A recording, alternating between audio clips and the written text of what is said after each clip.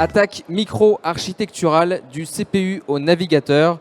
Cette masterclass est présentée par Clémentine Maurice, chargée de recherche au CNRS.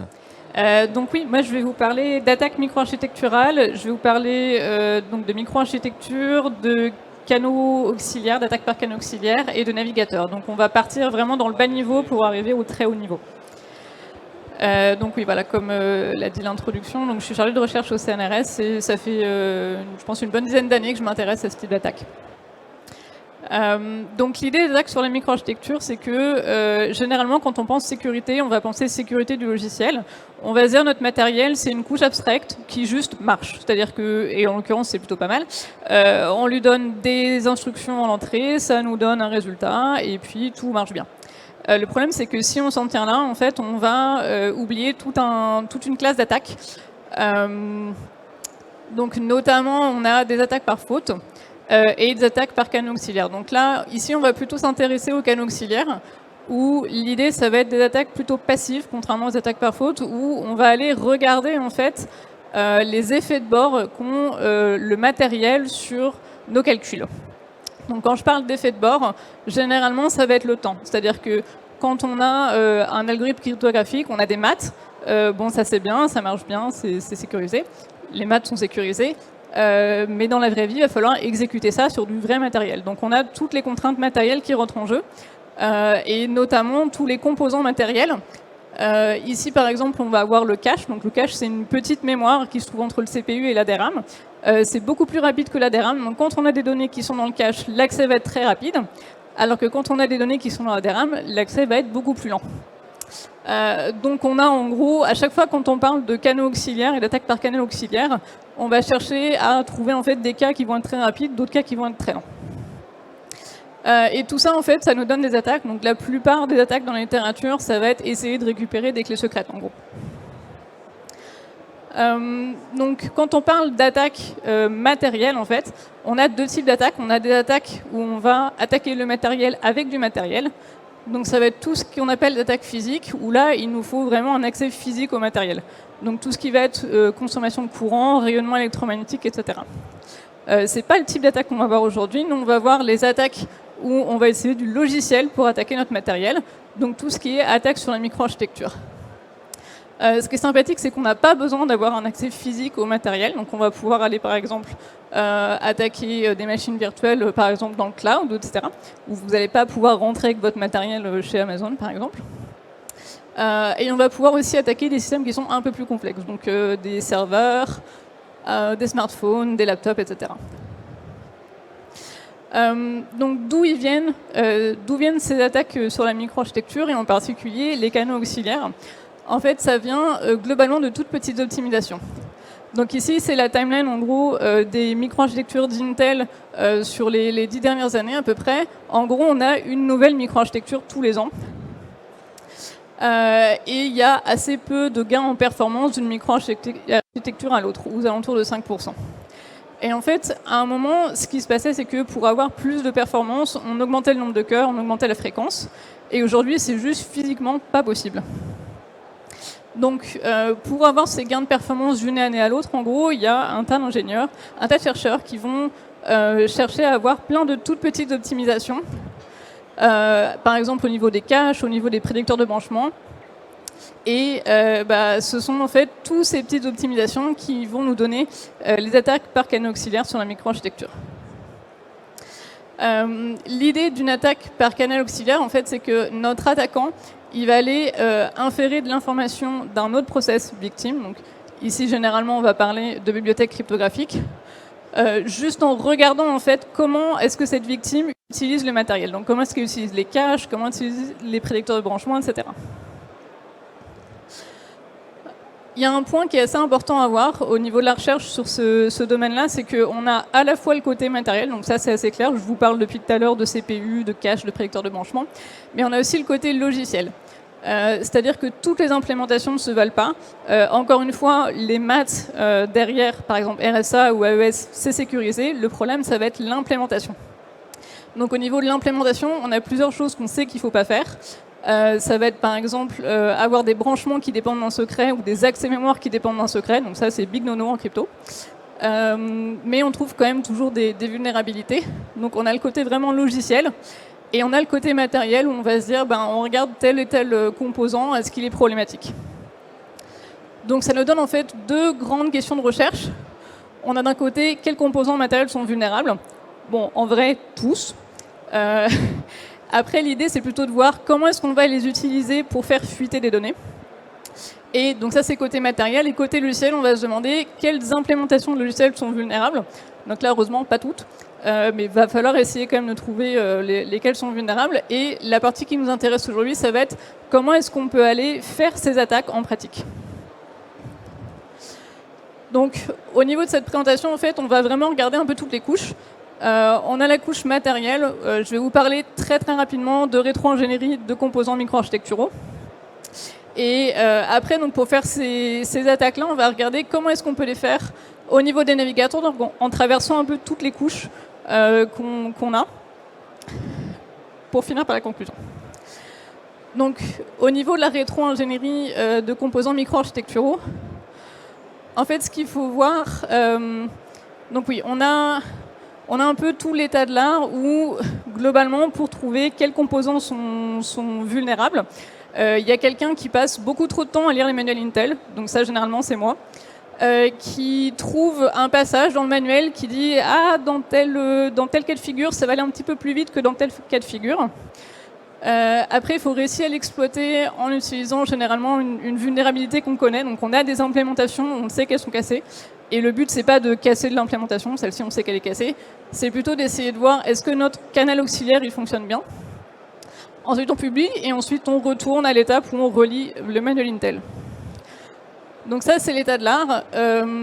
Encore en 2015, donc il y a un peu moins de 10 ans, il y a vraiment juste le cache et le prédicteur de branchement qui étaient exploités.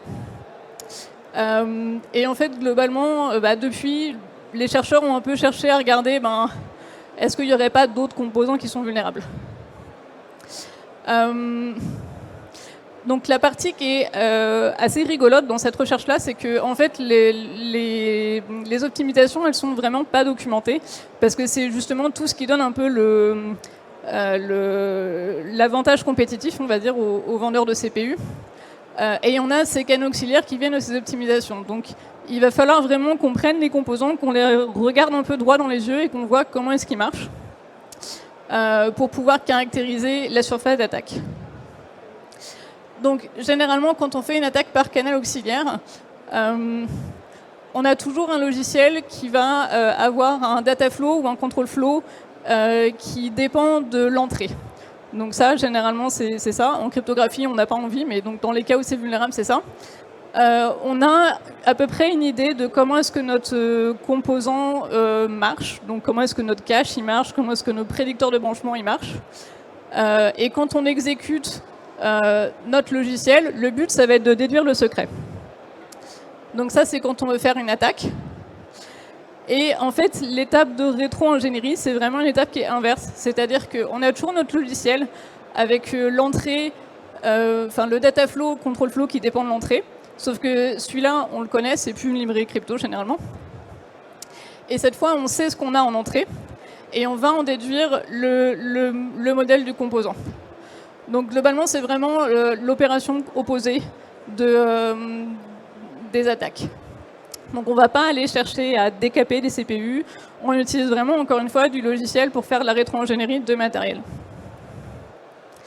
Et donc voilà, c'était l'état de l'art en 2015, il y avait vraiment que le cache et le prédicteur de branchement, et depuis, en fait, globalement, c'est tous les composants. On s'est rendu compte que, basiquement, dès qu'il y a un composant qui est partagé entre deux processus, c'est un potentiel vecteur de canal auxiliaire.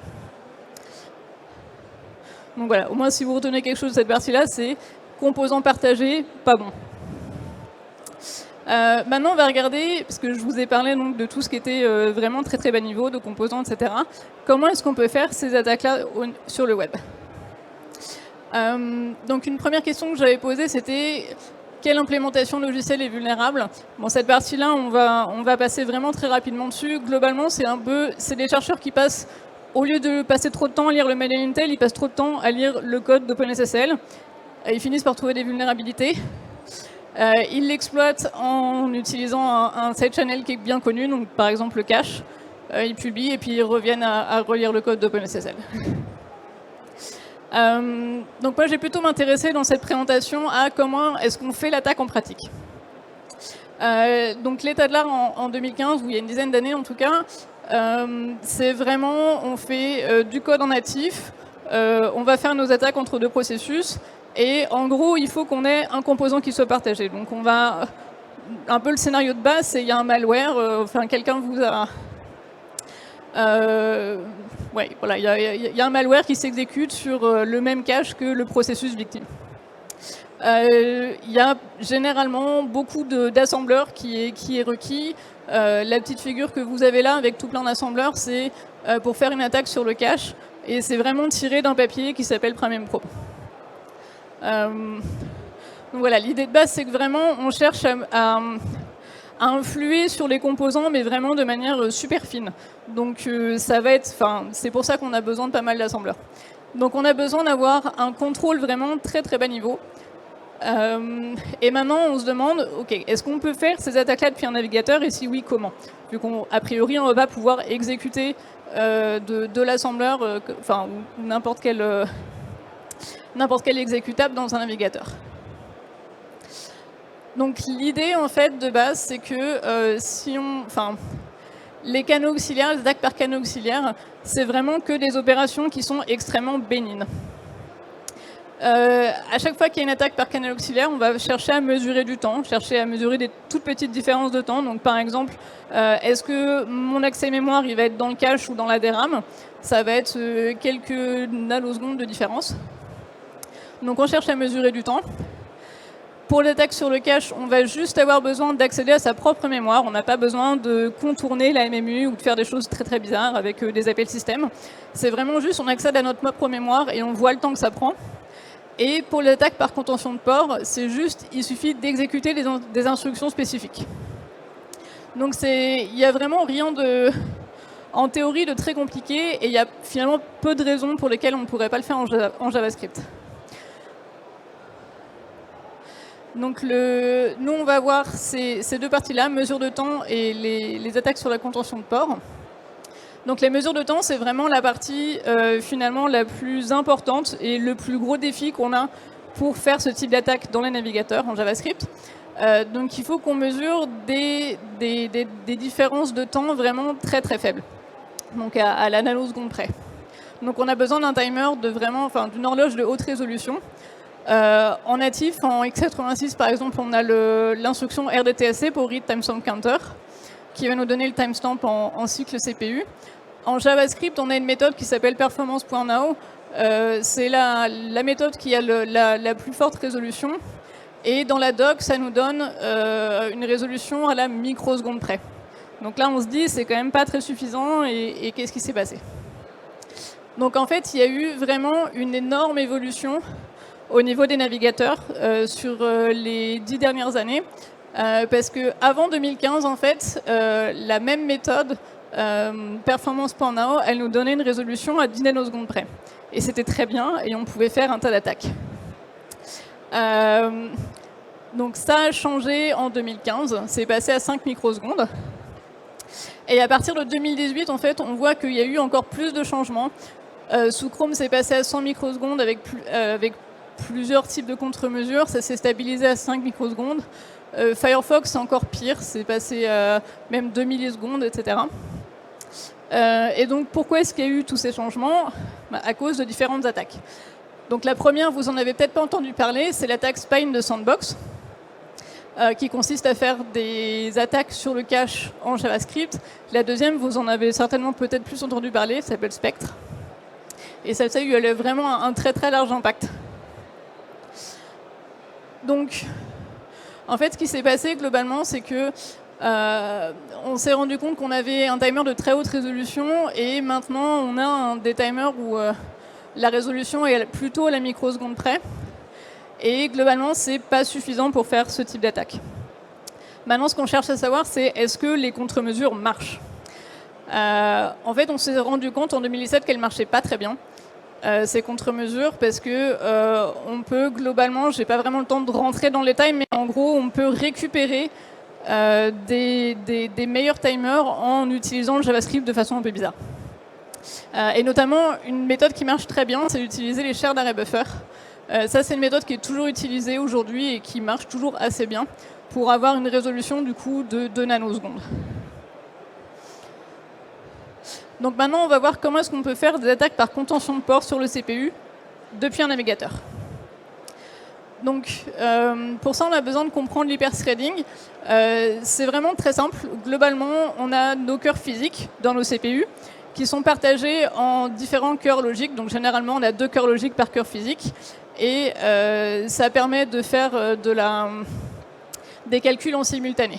Donc, il y a vraiment une abstraction. Votre système d'exploitation, là, il voit 2 cœurs alors qu'il n'y en a qu'un seul. Le corollaire de tout ça, c'est que du coup, on a plein de composants qui sont partagés. Et si vous vous souvenez de la première partie de la présentation, ben, c'est pas bon du tout en termes d'attaque par canal auxiliaire. Voilà, donc on a nos ressources qui sont partagées. Et notamment, une ressource qui est partagée, c'est le pipeline d'exécution dans le CPU. Donc en fait, on a nos instructions qui sont donc composées en micro-opérations. Et on a nos micro-opérations qui sont dispatchées. Donc on a des différents ports dans le CPU. Et on a différentes unités d'exécution. Et ce qui se passe par exemple, c'est que toutes les instructions de branche, elles vont toujours passer par le port 6 pour arriver dans cette unité d'exécution. Et ça, c'est déterministe pour un type de microarchitecture donnée. Donc maintenant, l'attaque en elle-même, il va suffire... Enfin, en gros, pour l'attaquant, le but, c'est de voir est-ce qu'il y a de la contention sur tel port ou pas du tout. Donc quand il n'y a pas de contention, notre attaquant, il envoie plein d'instructions sur le port 1, par exemple. Il mesure le temps que ça prend d'exécuter ses propres instructions. Donc là, ça va être rapide parce qu'il n'y a que ses instructions à lui.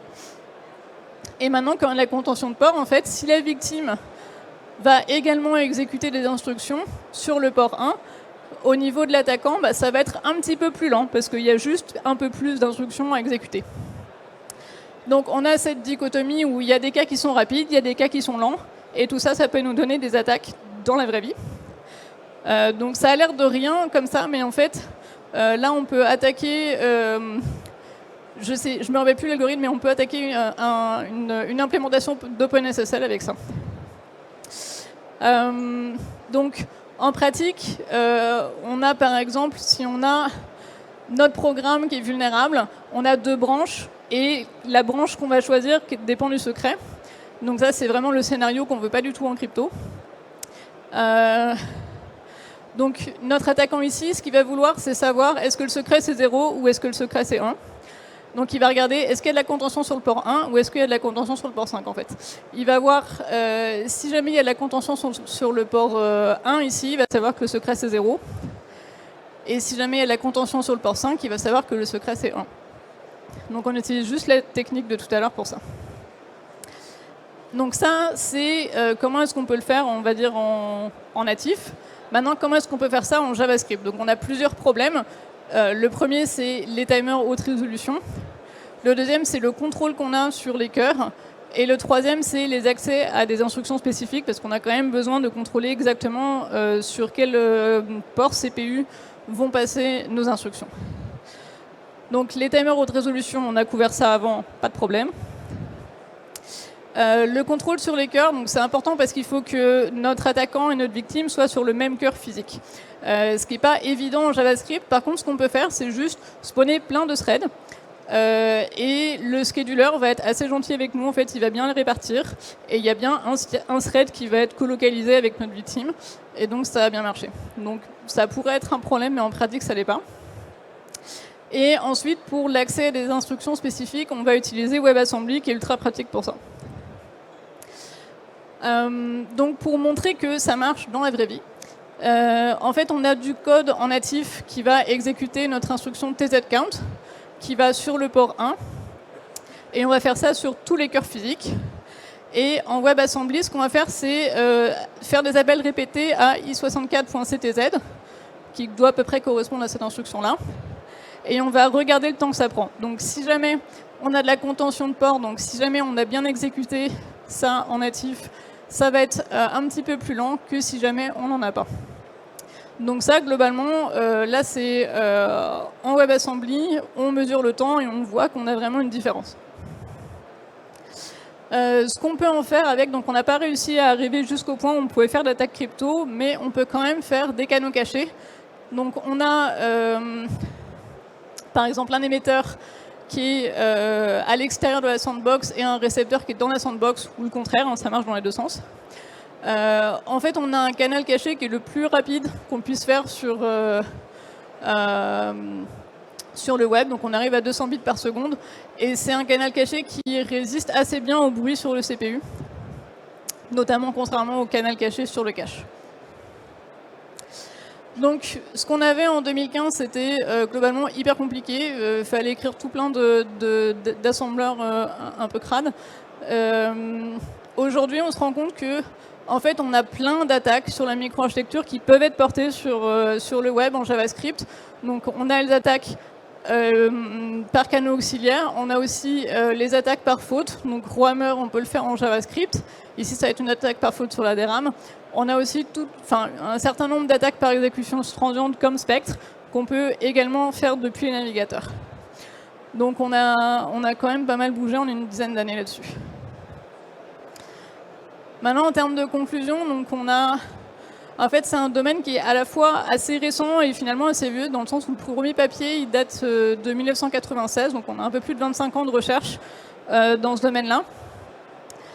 Mais c'est un domaine qui est vraiment toujours en expansion, c'est-à-dire que depuis 2015 et surtout depuis 2018, avec les papiers Spectre et Meldon, on a vraiment un nombre qui grimpe d'année en année sur cette thématique. Et il y a quelque chose de vraiment intéressant, c'est qu'on a besoin à la fois de comprendre vraiment très très très bas niveau qu'est-ce qu'ils font nos composants. Donc on a besoin de faire la rétro-ingénierie, on a besoin de comprendre des choses qui ne sont pas documentées en fait. Et à la fois le fait qu'on ait besoin de comprendre bas niveau et de contrôler très bas niveau ces composants, ça ne nous empêche pas de faire ça depuis des langages qui sont assez haut niveau et sandboxés comme JavaScript, WebAssembly dans les navigateurs web. Donc c'est vraiment un travail où on a besoin de toutes les couches d'abstraction et de regarder tout partout. Voilà.